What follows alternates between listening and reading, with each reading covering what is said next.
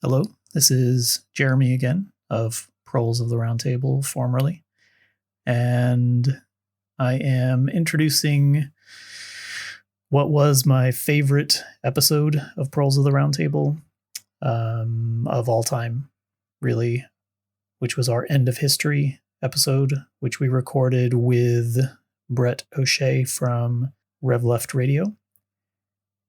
It was recorded on one of the nights of the Marxist Center conference, which I'm not really going to rehash at this point, but there was sort of a level of frustration, which somehow we were able to channel into energy for this episode. I feel like this one, above all of the other episodes we recorded, everyone seemed to be sort of firing on all cylinders. Everyone was on point. We were playing off of each other. We were feeding off each other's energy. We were bouncing ideas back and forth in such an incredible way, such a collaborative way. There was a mistake made, which I cringe every time I hear it, kind of late. And so obviously far into the consumption of alcohol. I refer to Michel Rolf Trouillot as Pierre Trouillot. I must have been thinking of Pierre Trudeau and got them confused. I really don't know. But either way, Michel Rolf Trouillot, much better than Pierre Trudeau. But anyway, before I suppose we can get into the actual episode, I do have to clarify why it was taken down in the first place. And a lot of you are probably already familiar with this story.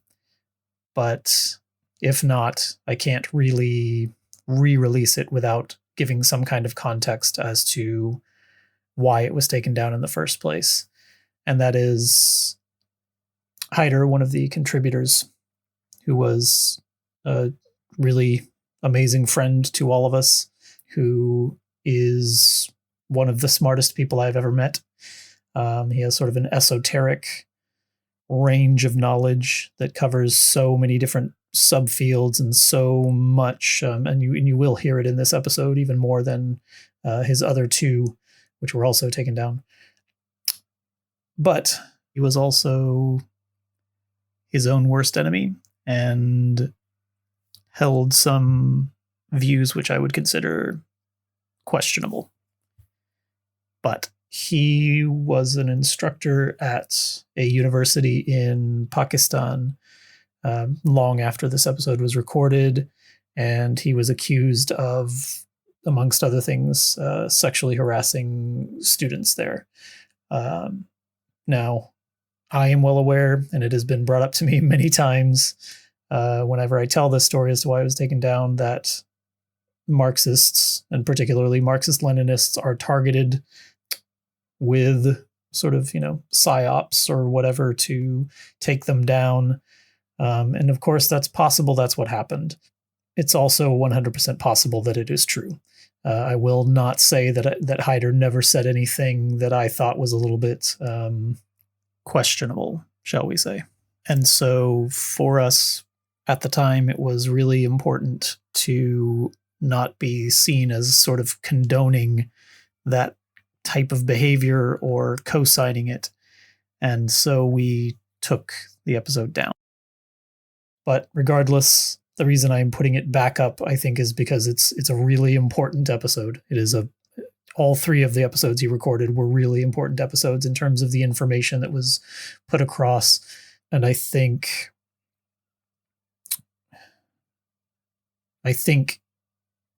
it is really valuable for people to hear this, even the things that Hyder said, as Marxists, as Marxist-Leninists, because it's a very hopeful sort of message here. There's a lot of reassuring statements made about why we are doing what we do, even though it's the hard thing to do, even though it is a struggle, even though mostly no one agrees with us or wants to side with us and thinks that we're on the wrong side of history and we have wrong ideas.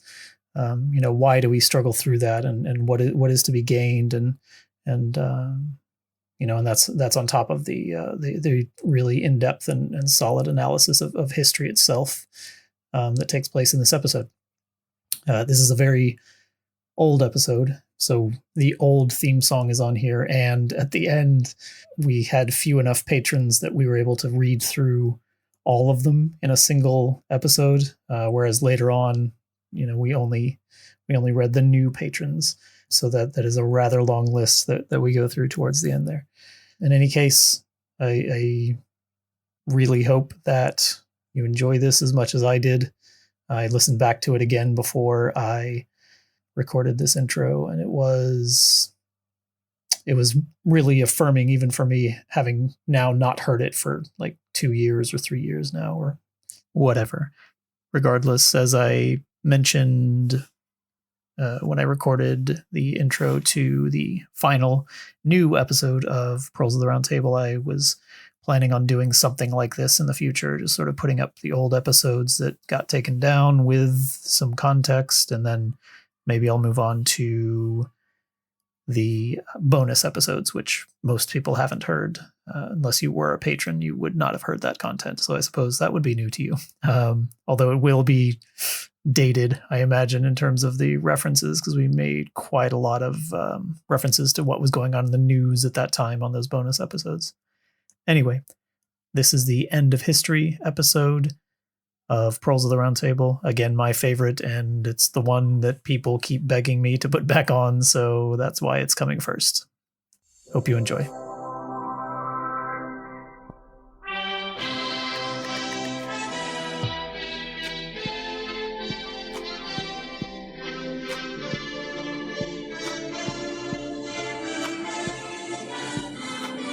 Welcome to Proles of the Round Table.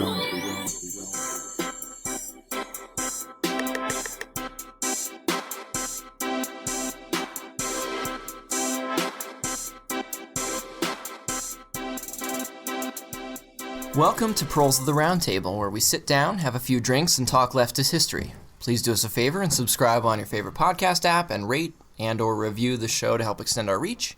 If you want to support us even more, check out our Patreon, where you can give your hard-earned wages to a bunch of rowdy tankies. We have a ton of benefits for donations at any level, and all that cash goes straight back into the podcast. Find out more at patreon.com/ProlesPod. We want to thank this episode's primary sponsor, without which we wouldn't have these nice microphones that never break and are very easy to deal with. So big thanks to our sponsor, Routledge Books, for their affordable and accessible books. Yeah. So thanks very much. $80 to $120. That's cheap stuff. Very, very accessible. So we're very excited. Today we have with us Brett O'Shea from Revolutionary Left Radio, which you may have heard of. Perhaps you've heard of me. So, what are you drinking right now, Brett? I am drinking, and this is, I'm a Nebraska boy. I'm coming to Colorado. So I asked the people at the place, like, what's some good shit that I can't get in Nebraska? And they gave me this, which is Eddie Line Brewing Company Crank Yanker IPA. Nice. I don't like saying that word. What it fucking says on the can. It's not biking. It's all right. And then, Okay. So then at the table we've also got Ezra. What are you drinking? I'm drinking Bud Light's coconut Rita that Hyder provided. Thank you, Hyder. And then I'm drinking coconut liqueur for my fans. So just lots of coconut happening. That's a a theme. lot of coconut. Yeah. Perfect. And we've got Jeremy. Yeah, I'm drinking Mama's Little Yellow Pills by Oscar Blue. It's a Pilsner, obviously. Cool stuff. We got Hyder. Well, in deference to my former colonizers, I'm having a gin and tonic. And very delightful it is. And then I'm Ethan, and I am drinking a Red Stripe, which is a lager from Jamaica. And then we have a full room here of other comrades, many of whom you've heard on the mic before, but some of whom you haven't. But anyway, they're going to be listening, and they'll be providing the laugh track, I'm sure. So tonight we're going to be talking about something. We're going to be talking about kind of a broad topic, but it's one that I think is very important for leftists of all stripes. Is just how we understand history. So Proles is a history podcast, and then Rev Left talks a lot about history, like various historical topics.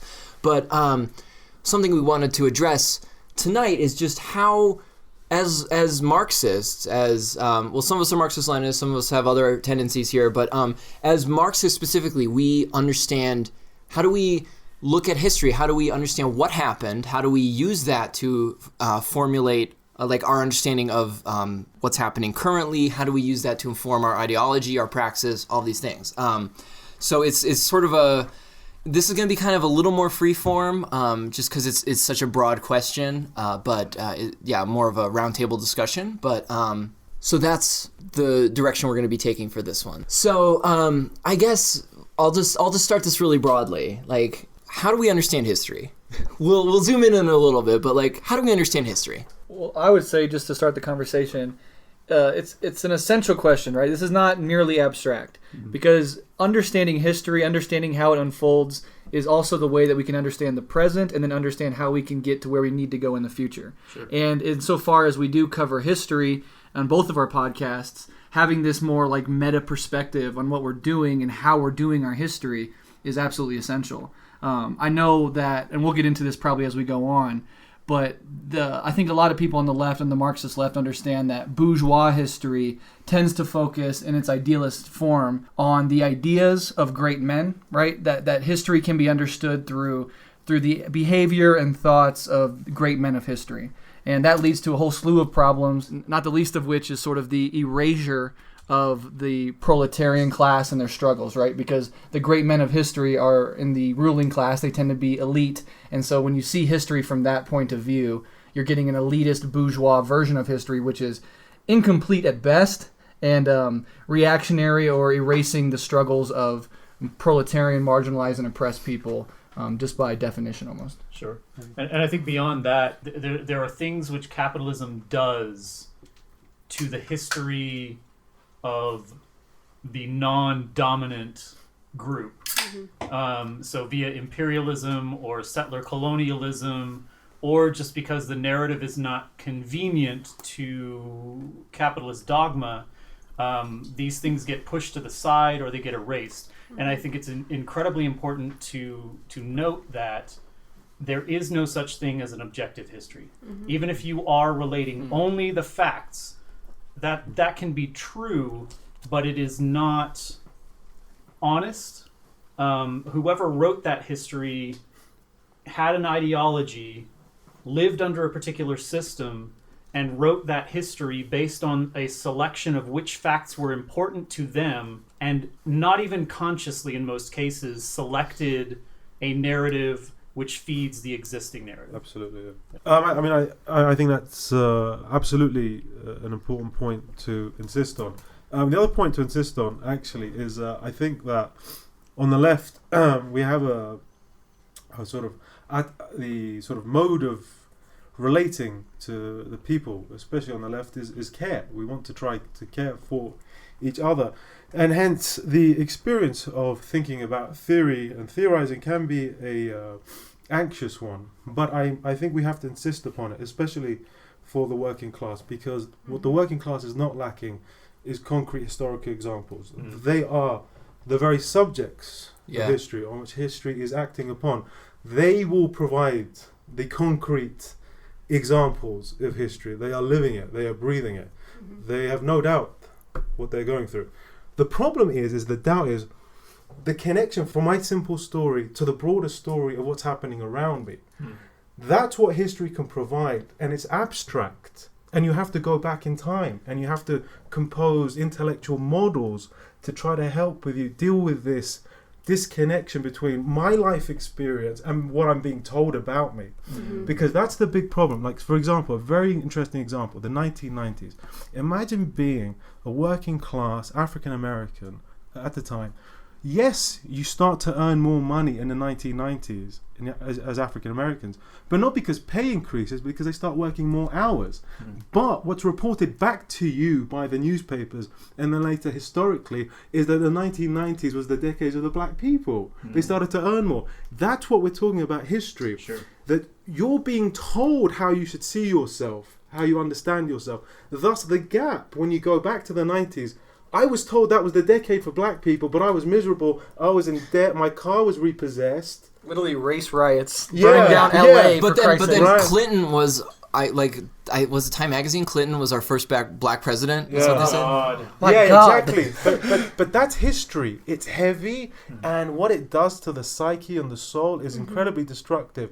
And unfortunately, it's not just about providing concrete historic examples. We have to provide the theory because they need it. They're thirsty for it. They're doing it all the time. That's why a lot of our people go to conspiracy theories or what have you. There's a lack. There's a gap. Yeah. And the gap is theoretical and abstract. It's not concrete. Because the history doesn't make sense to them in Exactly. terms of their actual experience, and so Exactly. they jump to conspiracy theories Yeah. to explain Absolutely. why their life doesn't connect to that history. Absolutely. All that is 100% correct. And I would also add what Marxism allows us to do, especially in this crucial period of what we would consider late capitalism, neoliberalism, whatever, is that it historicizes capitalism. Yeah. Capitalism is not some ontological state of human nature, right? It is not some unchanging thing. But the dominant mode or the sort of ambient background assumption of capitalism is that this is it, and what we do now is just make it better, right? We just fix the flaws, but more or less we're in the right thing. What Marxism does says, no. Capitalism is a part of a historical progression. The base of the society, right, is the thing that changes and allows these other things to change. But capitalism is just a stage. And I grew up I came up politically debating libertarians, and one of the big things they do is totally lacking this Marxist historicization of capitalism. Does think it's the end all be all of economic systems, of human achievement in the political and economic front. And so once you have that Marxist historicizing of capitalism, you can see where it came from, and you can see that it must end. Now, it might take us all fucking down with it, but it's not going to last forever, and it's surely not a manifestation of human nature. Right. Exactly. So that kind of brings us into specifically Marxists. A lot of Marxists tend to identify with a way of looking at history, a way of looking at the world called historical materialism. And so, what is historical materialism? Well, I mean, the first thing to do, with the term historical materialism, we should do this together as a group, is just to unpack the historical part and the materialist part. Okay, so again, bourgeois history would look at classically. Well, I mean, we're talking about great men and sort of great defining moments, like the battle of this, the battle of that. Okay, the first thing to understand is that how heavyweight the Marxist project is that yes, there's an economic model. Yes, there's a historical model, but there's also a very important project where Marx has to figure out the nature of what it is a human being is. Otherwise, if you can't figure out what a human being is, how the hell are you going to figure out what a kind of justice project would look like? What would emancipation look like? These projects all have to come together in something like historical materialism. And what historical materialism wants to do is look at the actual material context in which people live in. Now, the first things that we Marxists get excited about is sort of a kind of scientific materialism, which is the technological aspect, right? So historical epochs are determined by technology. Now, that's actually very, very important for us to understand, right? You got like Agricultural Stone Age, Revolution. Bronze Age. Bronze Age. I mean, our era, like this shift, like sort of from industrial kind of capital to this kind of more immaterial form of capital that we find in the internet, having to work on phones, call service centers, what are they called? Call centers. Call centers. So as the material modes of production, the determining modes of production change, thus the modes of labor will change, and thus the very nature of life itself will change. And it's that which is in a sense the first aspect of materialism, which is the hard intertwinement between a form of existence, what human existence is, and what is made possible in a given historical epoch, given the technological equipment available to it. Because at base, the Marxist theory of human being is that human being is a cyborg entity, that it is that it extends itself, that it enhances itself through technology, through the use of guns instead of throwing, through the use of planes instead of running or what have you.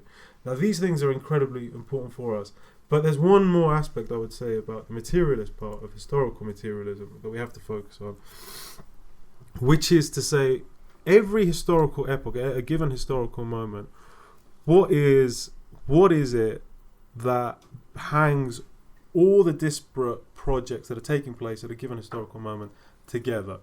What is it that binds that? And that is both ideology and something that we kind of tend to ignore in Marxist thinking these days, is the actual praxis of life itself, right? Is the actual, what is the day-to-day mundane existence look like? What is a working get back day? into Borgia. No, but like, what is a working day? What is a working day? What does a day look like? How is a good time? And that sort of stuff. So that's the first thing I would say about the materialist bit. So that's a lot. So it is a lot, and we could sit here and we could read you the definition from Wikipedia, but you're not going to get much out of it, right? So what we're forced to do is take a more nuanced and a more difficult path to try to explicate what exactly we're talking. This is not an easy concept to grasp. Sure. In some ways, in other ways, it is. What I would add to that is Marx sort of saw himself trying to do with society and history what Darwin was doing with biology, right? Which is try to find the fundamental laws of how a society evolves over time,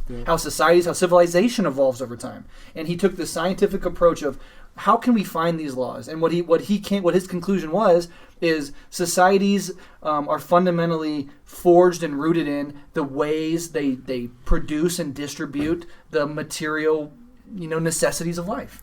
The replication of the base material things, food, shelter, clothing, and how that production gives rise to social relations, right? And so you have this concept in Marxism called the base and superstructure.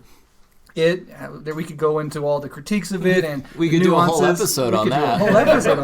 But the fundamental idea is at the core of society, the way that human beings create and replicate the mechanisms by which they live also is called the base, and it gives rise to what they call the superstructure. This is an analogy, this is a metaphor, whatever you want to call it. But the idea is that the ideas, the culture, the religions, the way that we interact with one another, the sort of hierarchies that we develop in society are rooted in the material base. And as the material base changes from, say, feudalism to capitalism, the superstructure, the ideas, how we think about our relations with other people, how we think about ourselves, changes as well. That goes into the historicization of capitalism, but go ahead. So now we can jump into the history bit, and this is the naughty Hegel bit. Okay, okay. So here's the off, King. All right. So look. So this is the bit. Prole now. I'm not doing that. We'll get one out of you. Okay. So this is the bit. Okay. Now look, this bit for us is so crucial because if we don't have this bit, is that look, as lefties, we're gonna go through a lot of bad times. All right. The bad times is what brought us to the left. Okay. If I was successful, I'd be on the right, guys. Thankfully, I'm not. I've made sure I'm not successful. Self-sabotage is the path to leftism. Right, but still. Called out. All right, but here's the bit that's really, really important for us to remember through the darkest times. Right, what is it about history? Okay, it's not that it's moving unilinearly from the simple to the ever more complex. Yeah. What history is doing, it is the work that we put in materially to try to realize ourselves, to discover ourselves. This work is continual and it's not intellectual. By Lord, is it not just intellectual? Much more important, it's physical and it's material. As we strive to understand ourselves, we work ever more with the external world. We work ever more with people around us. Okay, history is the mode of self-discovery that human being overcomes its alienation. Okay, that's very, very important to us. Okay, the materialist bit is what explains to us the context. The historical bit is the engine that's driving, and it's us. And it's us. Each and every single one of these bodies. There's nothing abstract about it. Jeff Bezos doesn't abstractly send his things to us. There's somebody doing it for him, right? It's us every time. Thus, the movements in history are the movements of peoples themselves. Sometimes they're slow. Sometimes they're this, they're that. But it's the people themselves. And that's the historical bit, that we're moving towards self-realization. There are periods where we go through negative dialectics, the opposite, where we foreclose the possibility of discovering ourselves. But then there are historical periods where we drive and surge forward to discover who is we are and what we are to become, because there is not an essence that we're trying to reveal, is an essence that we're trying to fight for. That's the big project. We're fighting for an essence. Who are we to become? That's the beautiful project of Marx, is that we're plastic beings. We mold ourselves and we become accountable for the very beings that we produce. Sure. So that's the bit in the darkest part, is that this is history itself. Yeah. Whether you know you're doing it or not, Yeah. you're participating in it. Fuck. I really wish that anthropology was a required Oh my god. education Yes. course at the elementary to high school level, because I think it would shut down a lot of the arguments regarding human nature in terms of capitalism, because if there is anything that I have learned in studying particularly hunter-gatherer societies historically and currently, is that there are material examples, verifiable cases in which different societies behave in different ways based upon their material circumstances. Okay, so it's not super complicated, but it is a bit difficult to explain, so I'll try to kind of do it slowly and then explain afterwards if it seems unclear. In the case of hunter-gatherers, when resources are both centrally located, densely packed, and seasonally predictable, hunter-gatherer societies tend to become defensive, combative, and isolated. They tend to develop hierarchies more easily. In situations where resources are sparse, more broadly spread, and unpredictable, societies tend to be more egalitarian, less violent, and more likely to share information with other groups of hunter-gatherers. So the reason behind that is human beings, they have an imperative to survive, and they have a drive to make sure that their family unit survives as well. Yeah, however broadly that family unit is defined. And that changes. That can change based on the ideology of a group or based on the material circumstances. However, what that means is, if I can defend this territory and that makes it more likely that I will live and my family will live, then I will kill people to defend it. Right. However, if it's spread out and I need to be able to share information with other groups because I might starve to death if I don't know where the food is, then I'm going to be less likely to attack other human beings and I'm going to be more likely to share with other people, because if I share with you that there's food over here, then next time that I can't find food, you'll tell me where I can find food. And so that utterly destroys the idea that there is some sort of human nature to greed or to violence or to, it is materially based, and that's the key.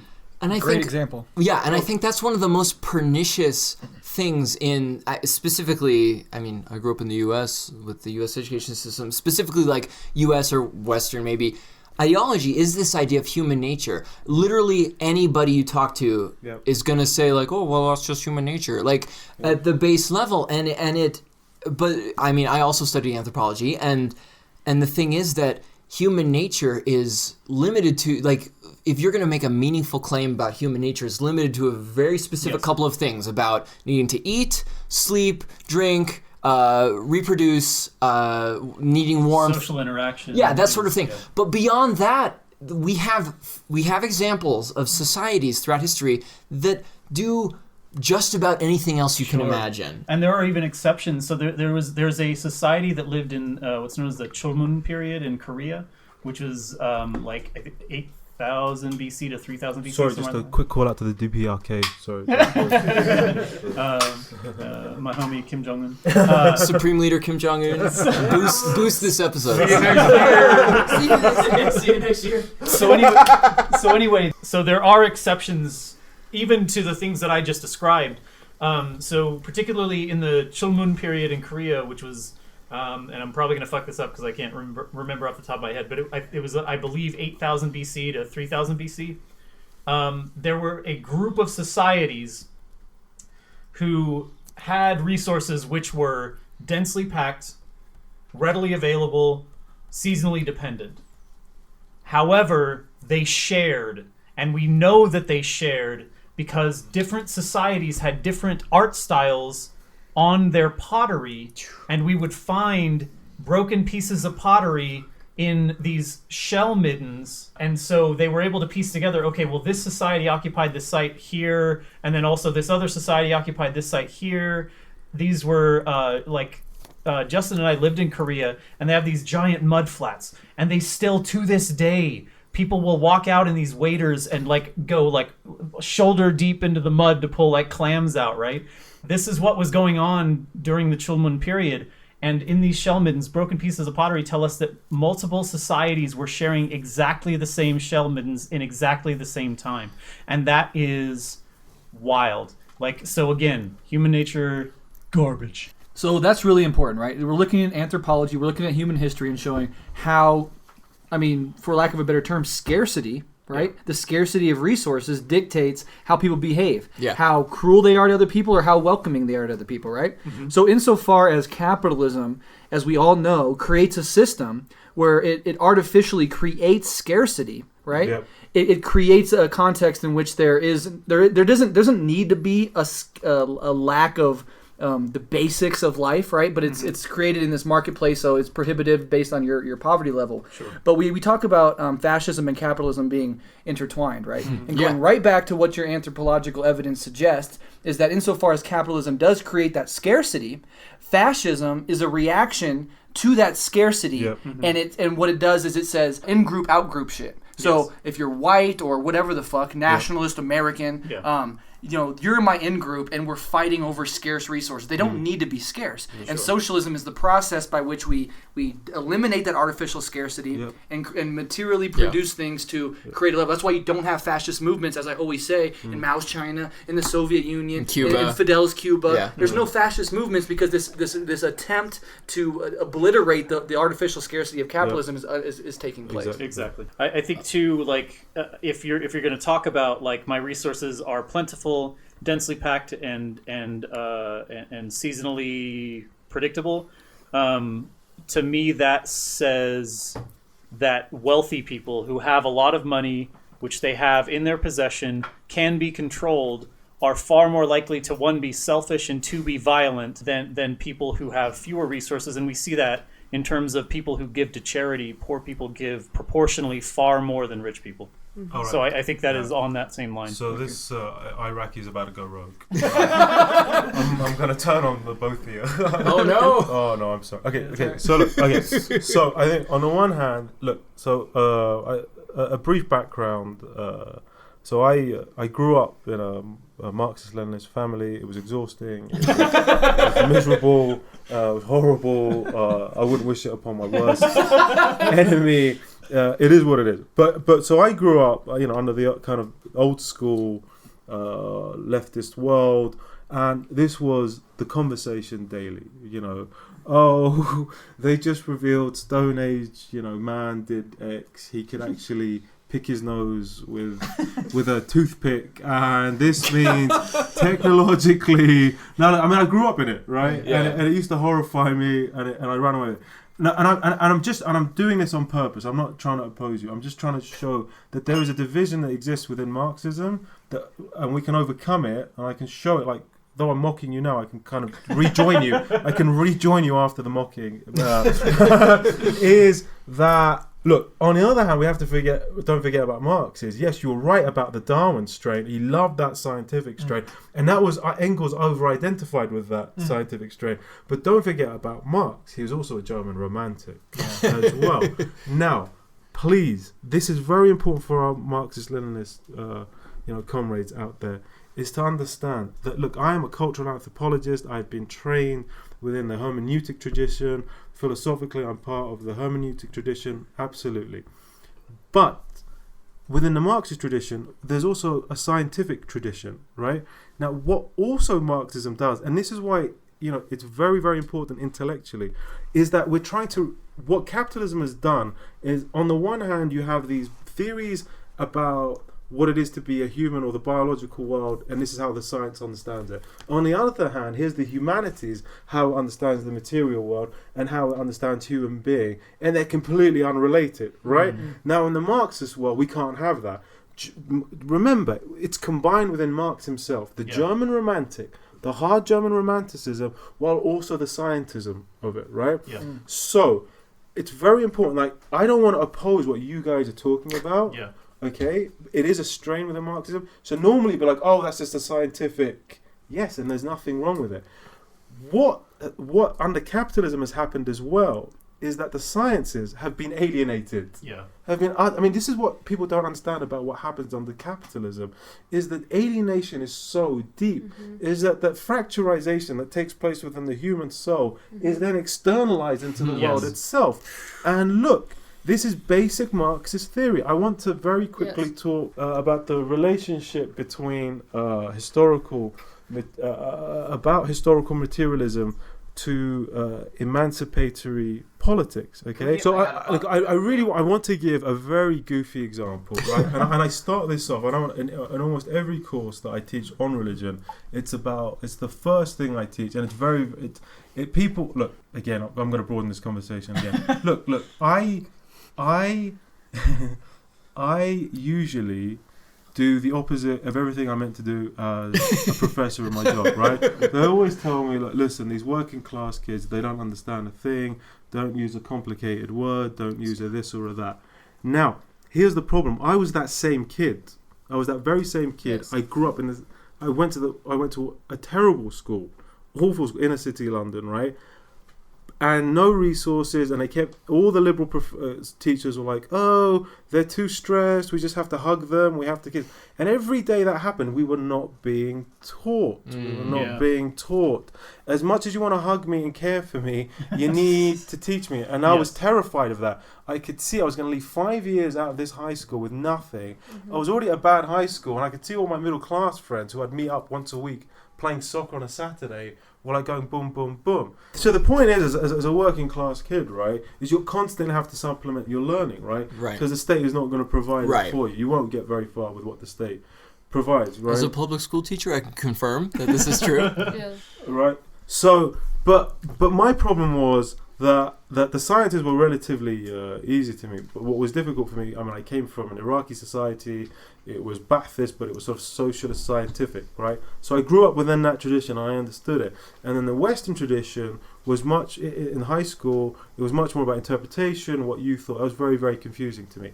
Now, these get alienated in the Western world as that's subjective and that's objective. The objective is the domain of the sciences, and the subjective is the domain of human interpretation, and they're both alienated from one another. What Marxism wants to do is reintroduce the subjective and the objective so they coincide simultaneously with one another. Sure. Thus, a subjective analysis is always already an objective analysis. Wow. Oh. That's the whole point. Galaxy brain. Galaxy brain. But that's if you get the theory right and you understand what's going on. Thus, to really complete the point, look, the big problem that has started, and I assure you it occurs only within the capitalistic university, is that the separation between the humanity, that is to say that human being is some sort of special being over and above nature, takes place within capitalist thinking, right? And Marxism reorients our understanding of human back within an understanding of nature,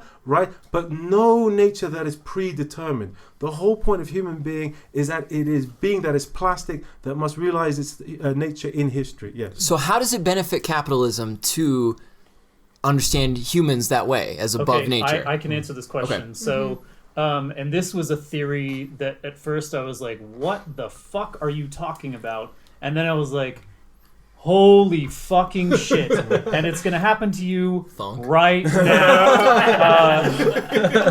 Get your L fingers out. Get ready to thunk.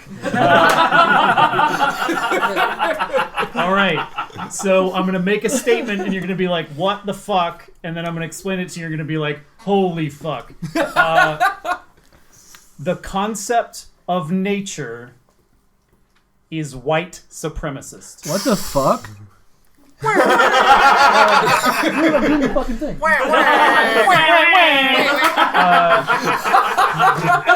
And I think I saw a Brett wham there.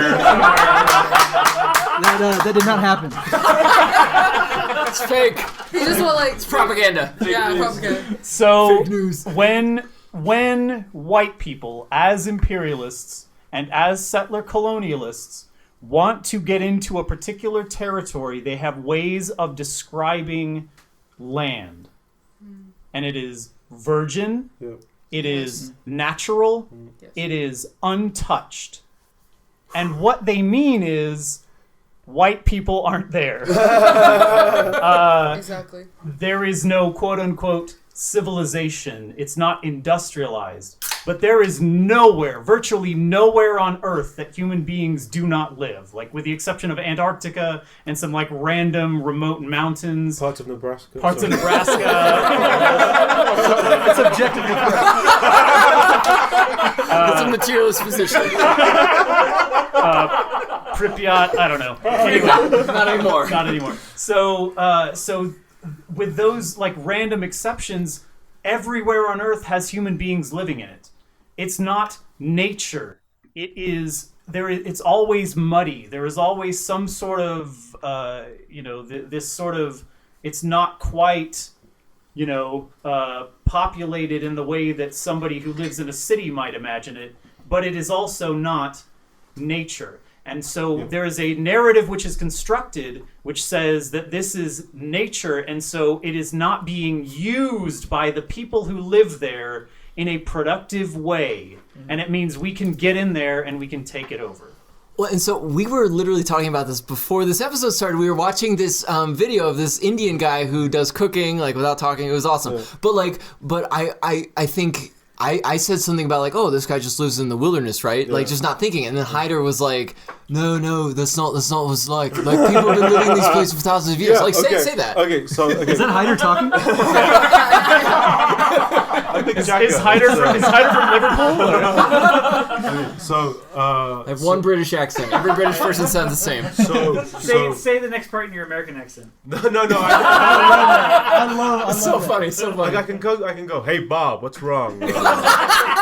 So, look, I didn't realize this about the USA until I moved over here. I'm speaking to my international audience. Hello. They appreciate it. Hello, international audience. The things that you would freak out about here. First of all there is here is nature. There's like I don't mean to be rude about Nebraska. Yeah, it's like you drive 20 miles, there's like 3 cows. Yeah. I mean, it's, forget about humans. It's, there's 3. I mean, so if those of you who have grown up outside of the USA and say like Europe or Asia, you would be very, very surprised. I mean, the land is just not utilized. It's just thousands of miles of barren nothingness and Taco Bells in between, right? Now, what people don't realize is that, like, when they see like India or Africa, they think, well, they're backward and they're what have you.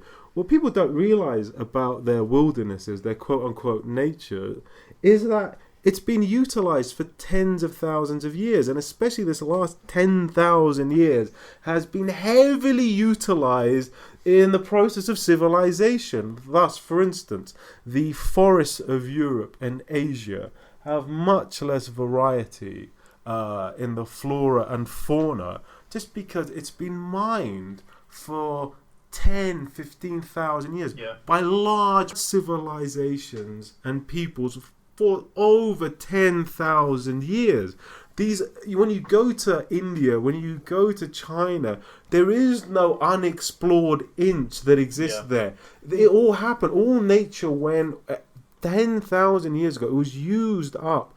And you'd be very surprised when you go to Europe, if you grew up in America, just say how limited like the flora and fauna is. Because, I mean, they've just been utilizing it. Yeah. Oh, that's why they had to go outside of themselves. Mm-hmm. I mean, I don't think people can understand just how overutilized Europe is. It's sort of shocking. That's it's incredibly interesting. Yeah. The furthest east I've been is Columbus, Ohio. The furthest west I've been is Las Vegas, Nevada. So But that's really interesting. I was one evening, I watched this documentary about the Vikings, and it wasn't a documentary about the Vikings. It was like this weird meta documentary about documentaries of the Vikings. And you've hit rock bottom in life when you watch 2.5 hours and enjoy the hell out of it. All right. Now, what's so exciting about this? And I really will bring this back to somewhere we really can have a good. We believe you. Where are we? What's happening? So I'm watching this goofy documentary about the history of documentaries about Vikings, and I'm looking at it. Anyway, so in the 1950s, it turns out the Vikings were very noble and warlike, and when they fought wars, they did it for noble and just reasons, right? When they did it when they started doing documentaries in the 1960s, particularly the late 60s, it turns out the Vikings were a little bit naughty. They had weird sexual practices. They liked a few drugs and what have you. Then when they made the documentaries about the Viking in the 70s, they were depressed. They weren't really that unified. The unions were breaking apart. The 1980s. Was there a Margaret Thatcher? Wait. The 1980s, the Vikings became entrepreneurial in the documentary, right? Wow. Right? I'm not kidding. Look. To really make us all laugh. Look, genetics. When does the selfish gene, the idea that a gene is essentially an investment banker in the film Wall Street, come out? In 1982. Yeah. Do you understand what we mean about history? That the historical moment at which you exist determines how you're going to see the previous historical. It's that embarrassing. It's that ridiculous. What's interesting is That's on super fascinating. documentaries about the Vikings in the 90s, they were all hackers. I don't know. The Vikings actually invented the internet. 1300s, yeah. They had Viking raves. But it's that absurd. I repeat to you once again, the selfish gene, the theory of genetics, essentially as selfish investment bankers, comes out in 1982. Yeah. 3 years later comes the film Wall Street. Mm-hmm. It's that absurd. Sure. And that's exactly the point being made, is how the underlying conditions of society will give rise to these ideas. Yeah. The ideas don't exist independently. They don't exist as some dehistoricized thing. And we will construct history in that way. Yep. And again, it's not like people consciously are like, I'm going to describe the Vikings as entrepreneurs. Exactly right. They are just living in the 80s in the United States and making documentaries about the Vikings, which reflect the society they currently live in. Exactly right. So which is to say what? History is always retroactive. We have to understand it. And as Marxists, we have to understand our own retroactivity. That doesn't mean we can't have access to history. But if you deny that retroactivity, then I'm understanding it from a historical now, then you've got no chance of access. So is the solution to be self-conscious about that urge and that impulse? But we need methodology, and Marx provides us Right. methodology. There's not just about consciousness. I mean, that's what we just ideas, Sure, right? exactly. We need a concrete methodology, and the other thing that we have to do is maintain a scientific method whereby my thinking should be made available to others so that they should hold me to account, and I must respond to them. That is knowledge. Knowledge is me being held to the other who I can respond to. So your work must be available to the other. Right. So a phrase that gets tossed around a lot these days on the left is scientific socialism. Can we, before we move on, can I bring up Oh, the yeah, topic? yeah, Because please. there's Go something for it. that's related Yeah, to yeah, the go for it, go for it. previous point. So I think something which is, there are words which exist in other languages that don't exist in English. And I think that is part of the confusion that people have in terms of, maybe not the confusion, but the reason that maybe people see history as always objective or always as, this narrative is not biased because they're just telling me the facts, is that perhaps there is no distinction between history as it happened and history as it is written. Yeah. There are other languages. So like in Latin, there is res gesta, which is or also historia, and then rerum gestarum, which is the writing of history. And then in German, there is Geschichte, and then there is also Geschichte Schreibung, which is the writing of history. And we don't distinguish between those things. It's history. Yeah. If I'm talking about what happened in the past, it's history. If I'm talking about what someone wrote about history, it's still history. And there's historiography. Right, we but do that's have a the field different of thing. historiography, but But that's a different concept, right? So I think that English literally helps to obfuscate the truth. The language of English helps to obfuscate the truth. Well, I mean, and that's a really interesting thing is the linguistic ways that these things are obscured. But specifically in the U.S., a lot of any idiot's going to be like, oh, history is written by the victors. Right. But that idea, that's a very profound idea actually. But I don't think that people really think about that or really follow that through to its logical conclusion. And the bourgeoisie are the fucking victors. Absolutely. Period. Exactly. And as far as like a popular thing that people might know is like The People's History by Howard Zinn. And what it was an attempt to tell American history from the side of history that was never told. Sure. Right. And that is a, it might be imperfect, but that is a Marxist attempt to try to show the other side of what history is, how it's formulated, and what it really was really driven by, which is class struggle. Yeah. So I think one way to understand this is also how systems have changed over time, right? So as Marxists, we talk about like primitive communism, slave societies, feudalism, and capitalism, and like in the enclosure of the commons and stuff like that. Right. Do you have anything to say about that? Anything in that realm that you want to talk about? With that. So how we've been told how capitalism formulates and how it becomes capitalism as we see it today is through this, as we've talked about multiple times, this big man of history that people pick themselves up from their bootstraps. And the biggest of the guilds or whatever workers' communes were able to succeed, and they were the ones that were most profitable and things like that. But this gets into primitive accumulation, which Marx labels and pretty much identifies and also historically counts that essentially capitalism had to exist through a revolution, like a violent revolution, in which you first take away serfs' land, and then you urbanize them into either going into these towns to become industrialized, or you have them just eradicate from their land. So it's a complete overthrow of where they exist and who they are as people.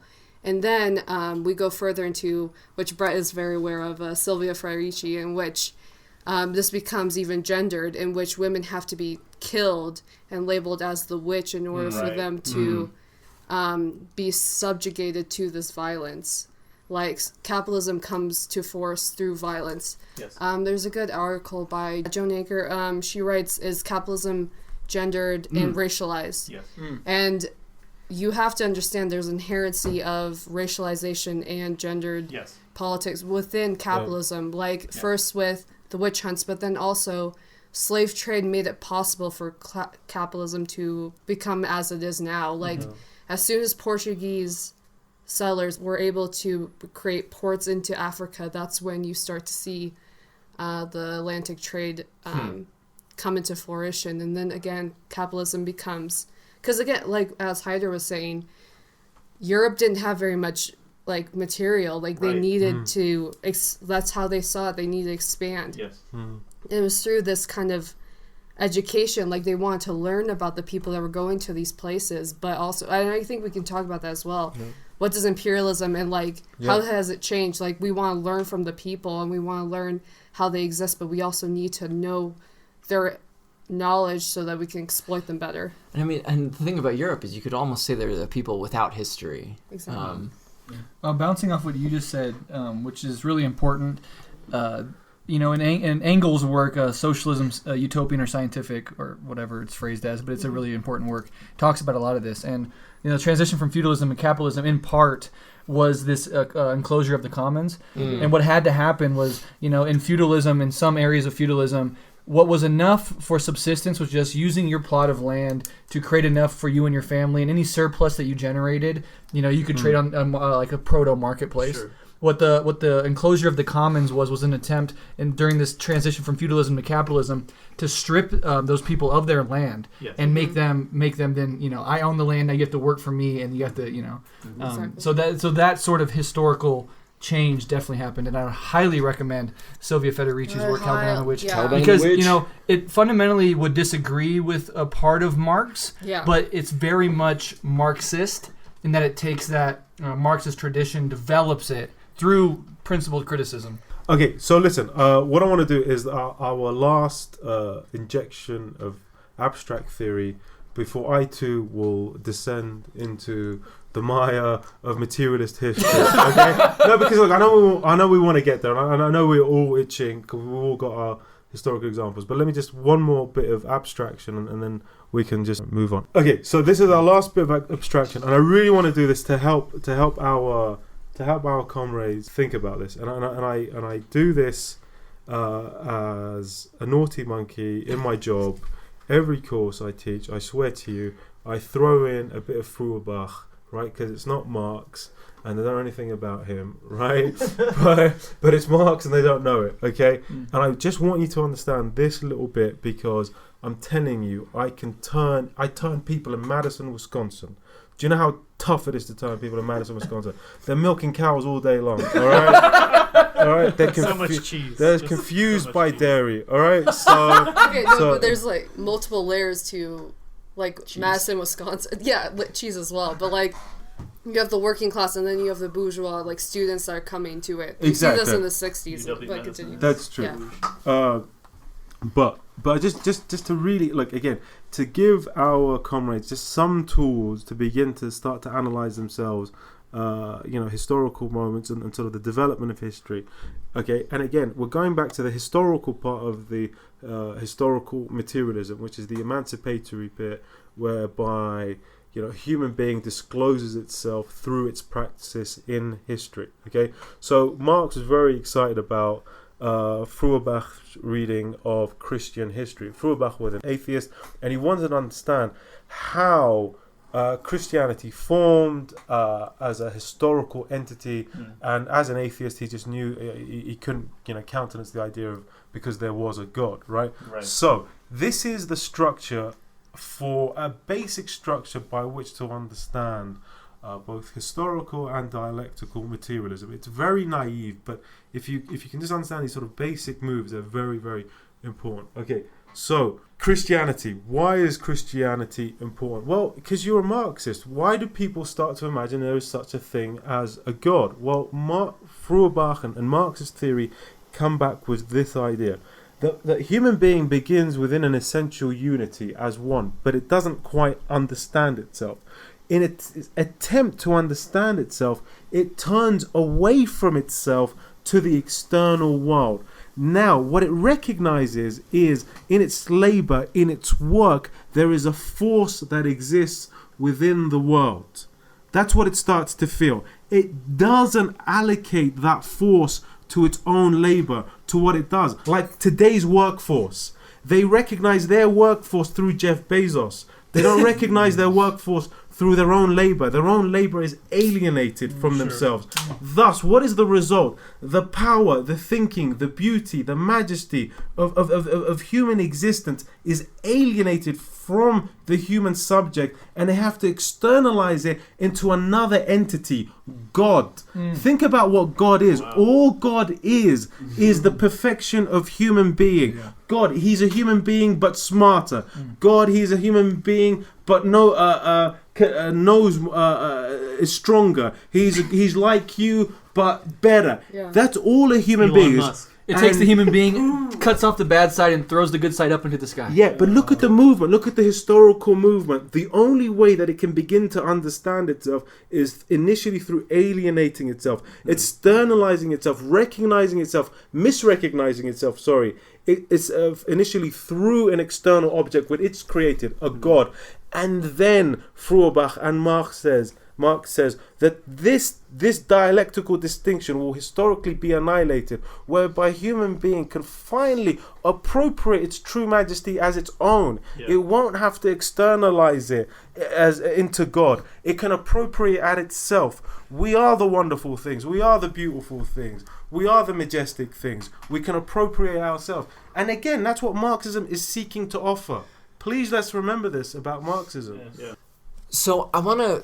this is one of the biggest conversations we can have and one of the most important, but I want to kind of bring it back around to specifically how we understand history in specifically the 20th century, because that inspires a lot of discussion amongst the left. So we talk about places like the Soviet Union, Cuba, China under Mao, all of these different revolutionary societies. A lot of the history that is taught is of these places as oppressive, totalitarian, quote unquote, whatever you want to say.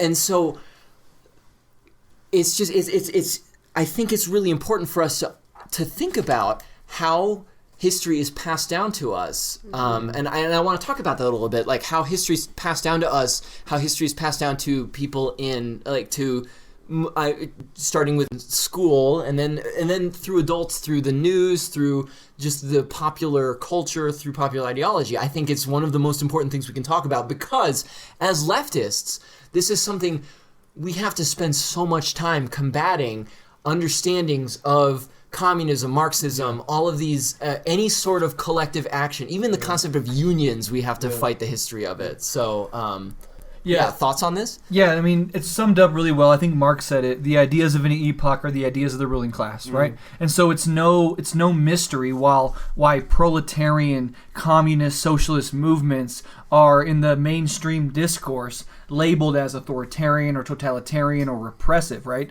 It serves a very fundamental interest. Those words themselves are meaningless, right? In a vacuum, they're meaningless. What does it mean to be authoritarian? And how is capitalism not that? Right? I mean, it's the dictatorship of the bourgeoisie. There's nothing more authoritarian than saying, oh, you want to eat and fucking have a roof over your kid's head? Work for me so I can extract your surplus value. How's that not authoritarian?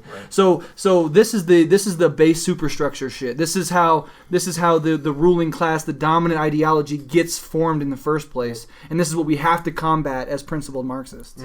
So we all know, like everyone around this table, we know that the Holocaust happened. Like, absolutely, that occurred.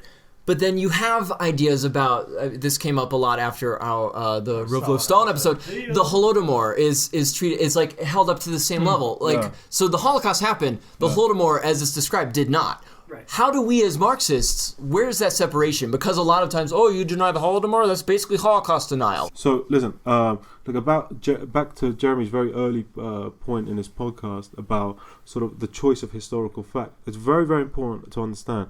The fact in itself might itself be true, but it still could be ideological. Like a very easy example would be Goebbels' famous quote about the 92% of Berlin lawyers are Jews. It was absolutely true. Oh, it's a fact. But my God, the reporting of it isn't just the fact. Exactly right? And that's, again, this is why you have to understand why you need a Marxist historical materialist and dialectical materialist analysis. Because understand, if you're in that historical moment and you read that, how else can you read it other than we're being taken over by this group? If you don't have that theorizing, you're not understanding, you're in a lot of trouble. Yes. Because you're going to take the fact as the fact. Right. Not understand that the fact itself is ideological. It can be true and still be ideological. Yes. And the fetishization of empiricism or the fetishizing facts as such. Exactly. Well done. Again, and especially in the USA, and I know it's happening more and more in the UK, is the informationalization of knowledge, where it becomes fact.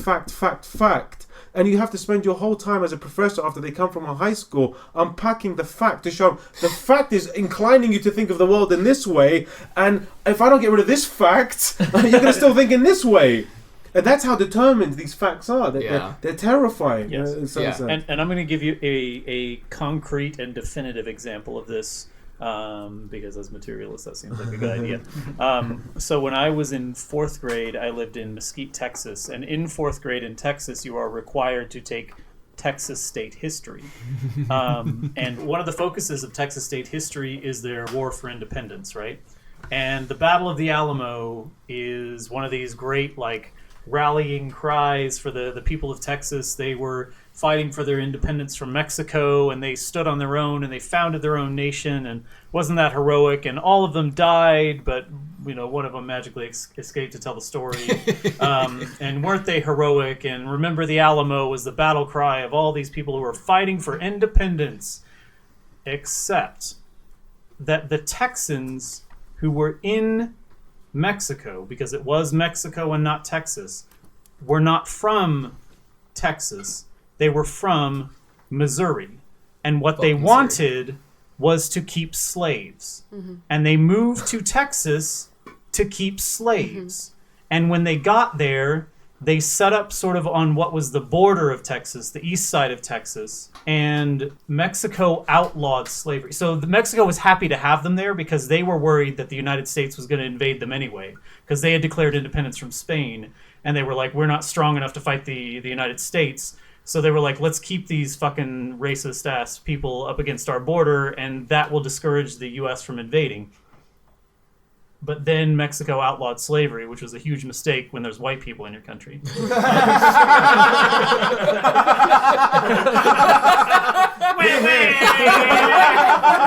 Big fucking mistake.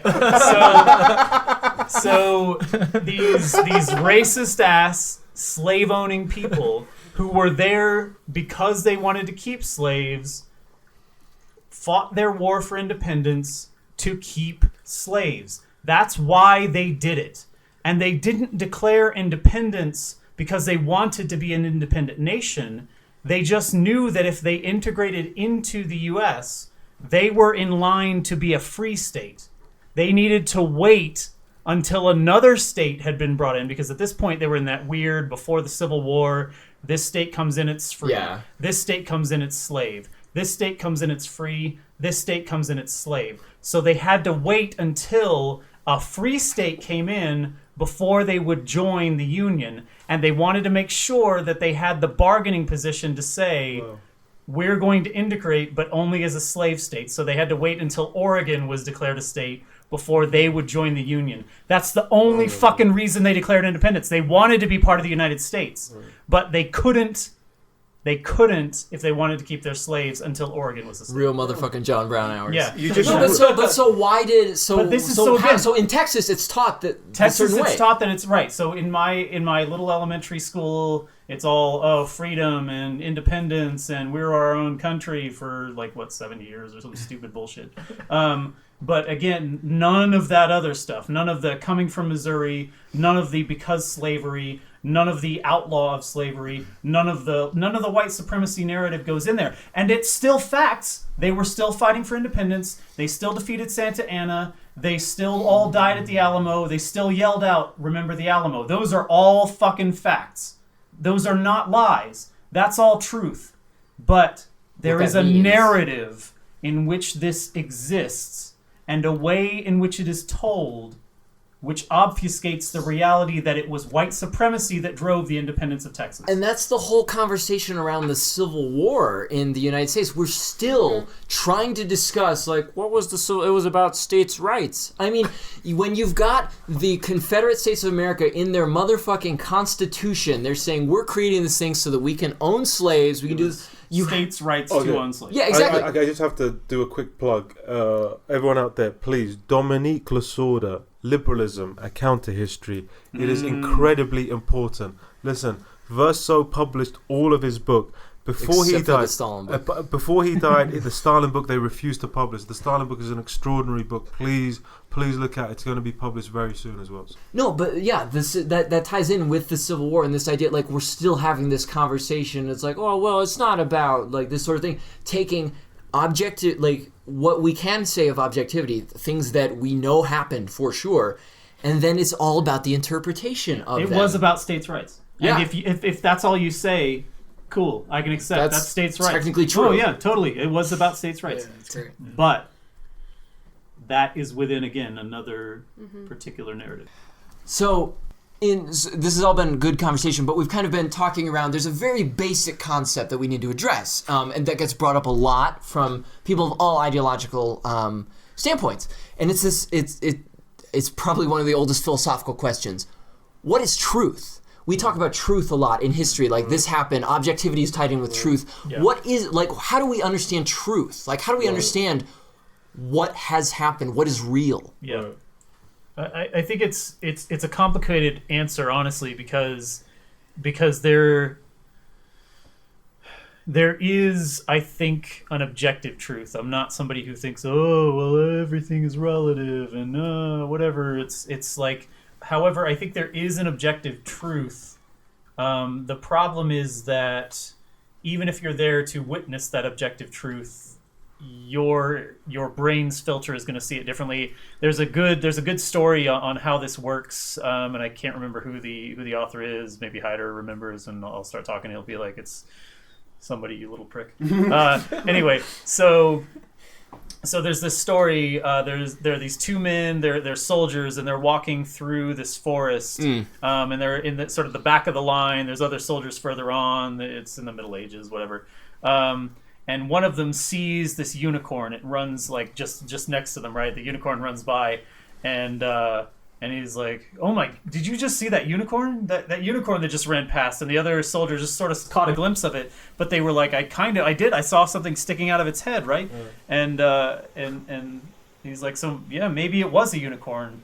And then they sort of run up to the other soldiers, and they catch up to them, and they're like, Did you see that fucking unicorn back there? That was wild. I've never seen a unicorn before. It was amazing. Just horns sticking out of its head, and they all together are like, talking about this unicorn and how incredible it was. And the other three soldiers, they didn't see it, but they're like, wow, I can't believe that just happened. And then they get up a little further, and there's a larger group of people, and one of the people in that group was like, I hit a deer like right in the forehead, but it didn't die, and it ran back that direction. Did y'all see the deer with the arrow in its head? And so I think that at the very least there is a social component to the construction of truth. We all, to some degree, have to agree upon what we're seeing, or it's not really real, which is kind of a weird concept. But again, I think there is an objective truth, but there's a lot of complexity around it. Okay, listen, Marxists, Marxist-Leninists, you need to listen to this, all right? Okay, it's not a joke, the theory of Marxism, okay? We literally depend on other people to understand the world. That is why, look, I'm an anthropologist of Iraq, and as alienating as it has been, I have forced myself to interact with Western academics and Western sort of military figures to produce my research on Iraq. It's painful, it's alienating, but it must be done. Okay? But what you have to understand is the weird predicament of human beings is that as an individual, I don't understand very much, if anything at all. I am completely dependent on the other understandings that are contained in all the other brains that are around me. Sure. Thus, let's start to think about what a Marxist notion of truth would be. A Marxist notion of truth would never be one that is final. It would always be one that is provisional. Mm. And secondly, it would be one that would be dependent on a communal understanding and agreement of what is going on. And that's how truth functions. See, what you have is you have many beings around you. You try to justify your argument. You dialectically work it out with the people around you till you reach an agreed truth. And that agreed truth will be dispensed with till a more adequate truth is arrived at, and so on and so forth. Such is the struggle. But it's the struggle for truth that is crucial, much more than what is the truth in a sort of final, definitive sense. That really is what we're doing. It's the struggle for truth, and through other people. Never just, I read this and I think this. Damn. It has to go through each and every one of us. It's the dialectics of truth. It is. Beautiful. Last thing, an anthropologist, Maurice Bloch, not a Marxist, has a wonderful book called Going In and Out of Each Other's Body. And I want to tell you, this is really, in a sense, the most beautiful understanding of what materialism is about. That what we do as human beings is we continually go in and out of each other's body. Yes, through sex, yes, through giving birth, but intellectually as well. Asking somebody, I don't know how to get to X, they tell you. I don't understand this theory. Open it up for me. I've never seen this picture. You help me out. We go in and out of each other's mind, each other's bodies, each other's souls all the time. Understand how beautiful materialism is. It's a wonderful and vivifying thing. And capitalism has to kill it to kill that vivacity that is part of practical everyday life itself. And under capitalism, you're discouraged from sharing that information. Right? Under capitalism, you're discouraged from sharing. Exactly, from that vivacity. Exactly. You're discouraged from helping other people, and therefore you're discouraged from communicating, connecting to them, and therefore you're discouraged from developing that truth. Exactly. You're essentializing their systematic oppression, and you're validating that they don't deserve to be... They're not part of you. Yeah, they're not part of you, nor are they part of their community. They don't deserve to know the history that they're a part of. Exactly. It's a similar thing with indigenous culture, in which you have to essentially go into these communities. You have to tell them that you're not even part of the community that you're part of. You have to do that through blood quantum and validate it through the United States. You have to validate through the United States government that you're through blood essentially that you're not allowed to be part of a community, and therefore you don't even know the history. You can't. So okay. So here's the thing that I can bring this back to. So in the United States, there are tribal groups whose tribal lines cross into Canada, right? Yes. There are tribal lines that cross into Canada, and they are allowed to freely cross the border back and forth between Canada and the United States in ways that other people are not. However, their lineage must be proven through their father, and they must hit a blood quantum. Racist ass bullshit. You must be able to prove... I can't remember. There's different percentages required by different tribal groups. Exactly. How fucking racist is this nation? But you're right. That you are erased from your family and your tribal history if your mother is the source of your connection to that tribe. My grandma is my connection to my tribe, and I am not allowed to attain to that. Fuck. I am never allowed to attain to that. I cannot, because it's not lined with my grandpa, because I don't even know who the fuck he is. Right. And again, you're willing to destroy families through this kind of connection.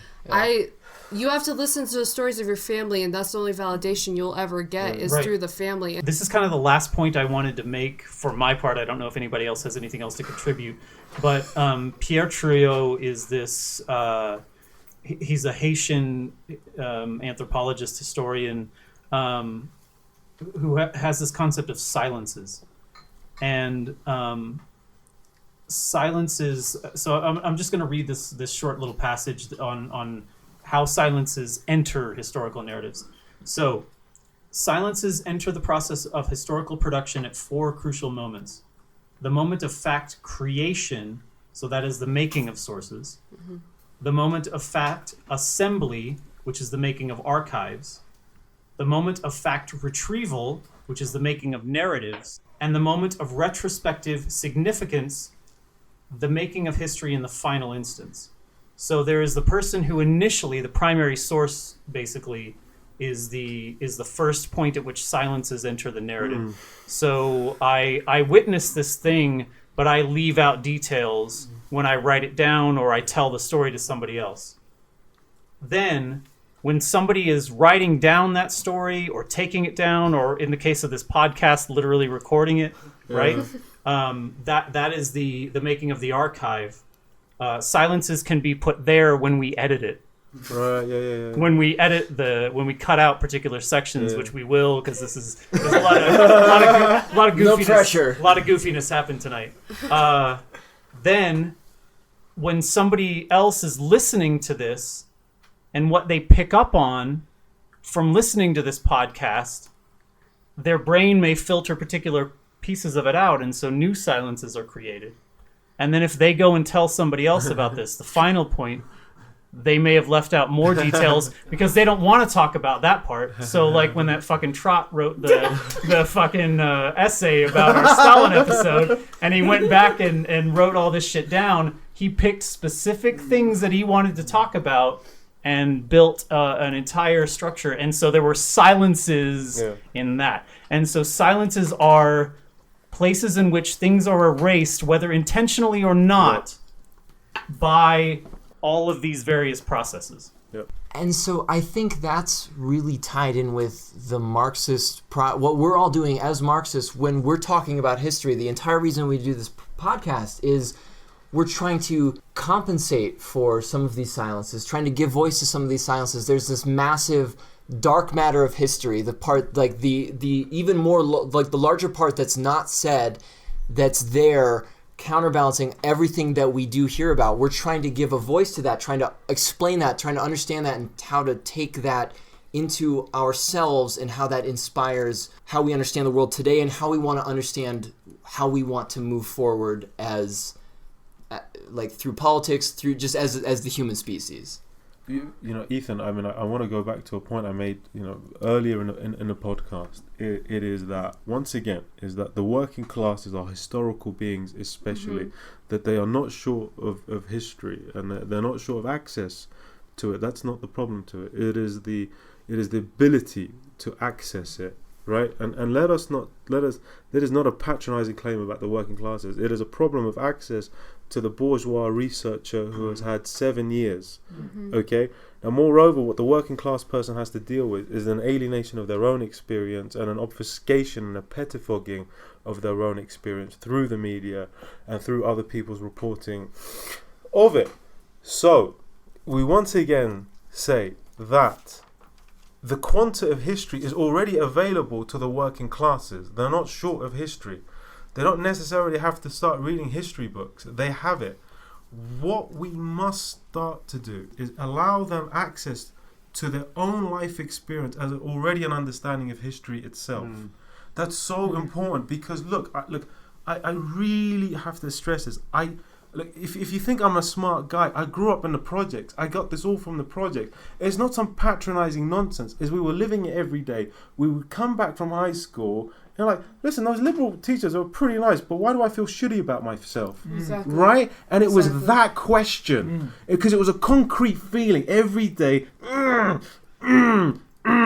Yeah, they were smiling at me. Everyone else doesn't smile around me, but why do I feel shitty about myself after that 1 hour? So on that note, Ezra, I know that previously you've talked about this, but I don't know if you'd be willing to do this again. We've had some recent conversations and discussions around the idea of making things, quote unquote, more accessible to the working class, or to people who have, other issues that they might have in their life that other folks might see as a hindrance, and therefore. I don't know. It's a difficult concept to explain, but Ezra, you'll probably be more astute. Well, I'll try to be anyway. So I think we're getting at is to this argument of how do we make things accessible? Yeah. How do we make it not just for the working class, but the working class that are disabled? But we have to acknowledge that capitalism also perpetuates an idea of what disability means. Yes. And that kind of understanding that I'm disabled not because of who I am as a person, but because of the system that was built around me without the accommodation and acknowledgement of who I am, how I have to be accommodated or even accommodated with. Yes. So, and I feel like some of us in this table and those who are participating in it have had learning disabilities and have been told, you cannot do this because you're too stupid. And they literally have I've had teachers tell me that I'm an idiot because I do not understand something through the ways in which they have taught it. Yeah. So essentially you have these liberal teachers coming to you, like Haider is saying, you have these teachers coming to you and say, essentializing not only your being, but as a person in the working class that you don't deserve to even go up to where you should be. Yes. That your education isn't valid and to teach you isn't also valid, that you don't deserve the language, you don't deserve the master's tool, which has been hammering at you as you're learning. I mean, those words have been utilized by Audre Lorde. But yeah, I'm not allowed to visualize and understand the tools that have been cemented onto me and literally been hammered down. It's patronizing and excluding at the same time. Exactly. Right, because what you're saying is that these people, these working class people, are incapable of understanding these fundamental concepts. You got to you've got to dumb down the language. Exactly. Which is corny. It's corny, first of all. Second of all, it's disrespectful. Third of all, it's patronizing. You're saying, I understand and I can grasp these concepts, but I've got to dumb down this language for you. Exactly. I've got to bring it down to your level to explain it to you. Yep. But beyond that, what you're saying is I'm unwilling to educate anyone. Mm-hmm. I'm unwilling to take those steps to bring someone up, to elevate someone. I have to bring myself down to their level. Yeah. Yes. And that's gross. That's gross as fuck. As was brought up in the Ho Chi Minh episode, we're talking about individual. So Ho Chi Minh, when he was in France, translated French articles into Vietnamese to educate people. Vietnamese partisans on Route 559 educated people who were illiterate, not on basic understandings, but on high concept Marxist theory. And they did this again to people who could not read. Yeah. And you're telling me that I've got to speak at an 8th grade language level? Exactly. Fuck you. Okay, listen, this is very, very important. Listen, my working class comrades, I understand you're overworked, you're tired, you're depressed, you have anxiety, your head is noisy. I understand. Every time you try and pick up a book, you look at 3 or 4 words and it's exhausting. I understand, but you have to understand who did that to you in the first place. By Lord, understand who did that to you in the first place. I understand the initial struggle. It is horrible. It is horrific, but it is the only way out of this predicament. Please understand. I don't want you to be suffering, but it's not my fault. It is caused from up above. You're already suffering. You're already in pain. I understand what it takes for you to read a fucking Lenin or Marxist book, but you have to do it. You have to do it. I'm begging you. We all had to go through this. But once you go through it, you have a community of people that understand you. And understand as well today what we face in the left. We're facing mental health disorders. We're facing the LGBTQ, have nowhere else to turn to. This is what we are ready. We're ready to receive people who are in pain and in agony. But you have to be prepared to receive these people, to understand what has caused it. And it's not their individual struggle that has resulted in them being in this position, but the objective conditions which they live in and the historical conditions. I'm begging you, a little bit of work. You're already suffering. You're already in pain. But at least you can understand why you're in pain. And there's a cadre of people there who can support you. Please, I'm begging you. It's tough, I know. That's why we're here. Exactly. Gently to end this, because it should have been ended by all of your beautiful, poetic, and deeply profound statements. But I think as a way to end this pedagogically, for someone who still might be struggling with these concepts, is to provide an example of what isn't historical materialism, what isn't a way of understanding history. And I would talk about this as an easy example. All of us are familiar with anarcho-capitalism, right? Right? Of course it's a joke, but it's going to be a tool that we can use to learn here. Because when Lenin, for example, wrote State and Revolution, what was he doing? He was fundamentally trying to understand the state in the context of historical materialism. From whence does the state arise, and how do we get beyond it? And it isn't this idealist concept of, I oppose the state, I just want to be without it immediately. It says, okay, fine, but at the root of the state is class conflict and class society. The state is an organic manifestation of it. You cannot simply toss it aside as if it's a beer can that I can throw in the trash. The conditions which give rise to it must be transcended. And that transcension takes struggle and is a transitionary period. Anarcho-capitalism is extreme idealism. It refuses to understand the state as a historical manifestation, and so you have these absurd things which says that you can continue class society, but have no mechanism by which to enforce it. So I hope that is a clarifying mechanism to understand what we mean by a Marxist theory of history. So I know that the project of Proles of the Round Table, and I know that the project of Revolutionary Left Radio as well, is to empower everybody who's listening to this, is to empower people to claim their birthright as human beings. We have tens of thousands of years of human history, and all of this leads up, has led to where we are today. And where it's leading now, I don't know. There's not a teleology. There's not a specific destination we're moving towards. But everything that has happened has led to where we are today, and it is your birthright. That history belongs to you as a human being, and so but you have to struggle for it. Exactly. You're not we have born to with it. fight You have to to obtain fight it. for We have to fight to obtain it because it's kept from us. That's the historical element in all of Exactly. this. If you do not fight for this, you will not get it. Exactly, and that's why we have to fight for it. And so that's what we're trying to do. That's what all of us around this table are trying to do. Is we're trying to help you fight to understand where you came from and where we're going. Take it from all of us. Who are none of us are savants, none of us are geniuses. Yeah, we're all just a bunch of people trying to fight for what belongs to us and our understanding of who we are as a species. Yeah, and trying to understand how we can obtain the future. All right, so thank you so much to everyone listening. Thank you so much for Brett from Rev Left Radio. We love to have you. You're a comrade, true friend. Thank you. And anytime you want to collaborate with us, you are always welcome. And yeah, thank you to everyone for listening. We're going to put some suggested reading in the show notes, just a few things you can read to kind of elaborate on what we were talking about. So for Proles the Roundtable, our sponsors are all of our excellent fans on Patreon, some of whose names have been changed so the FBI will never know.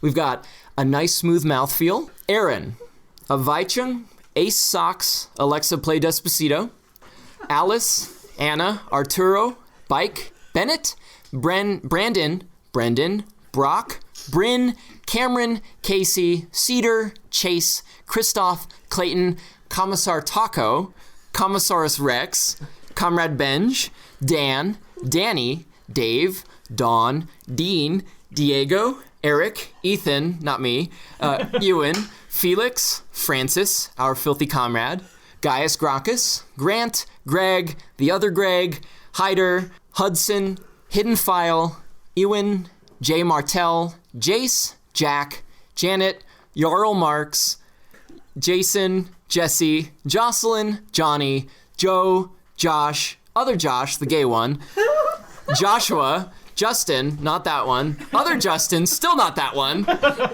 Kieran, Lightning, Linus, Logan, Marlon, Marshall, Martin, Massimo, Matthew, other Matthew, the third Matthew, Mexican Stalin, Michael, Mike, Mitchell, Mobin, Morgan, Nathan, Pablo, Paul, other Paul, Peter, Quentin, Radio Blur, Raphael, Rain, Randall, Real Joe Rogan, RN